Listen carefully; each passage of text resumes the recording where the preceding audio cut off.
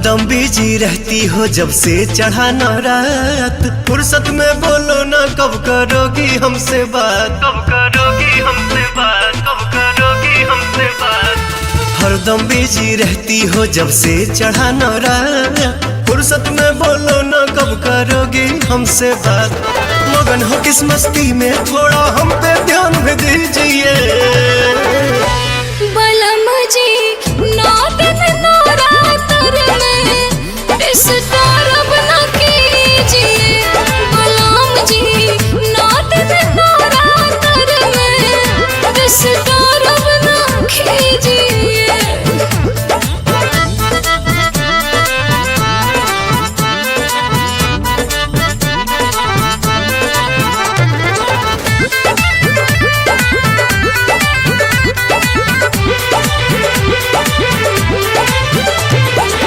जानता हूँ बेबी देवी माँ की भगतीन हो।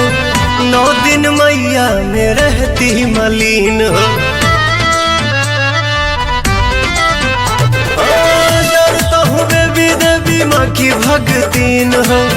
9 दिन मैया में रहती मलीन हो। कलश धराई घरे करतनि पाठ जी। बारी धूप दिया पिया दी रहो साथ जी। कभी कभी मिल जाए मौका मेरा हाल भी लीजिए। बलम जी 9 दिन नवरात्र में डिस्टर्ब न कीजिए। बलम जी 9 दिन नवरात्र में डिस्टर्ब न कीजिए।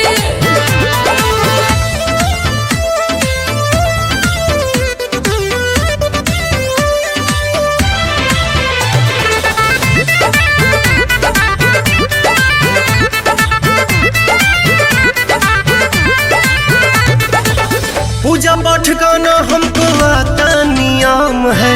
इसीलिए रानी तेरे साथ में ना हम है। पूजा पाठ का ना हमको आता नियम है।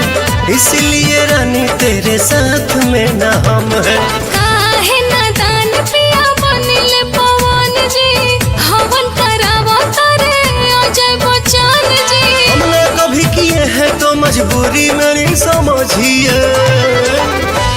बलम जी 9 दिन नवरात्र में डिस्टर्ब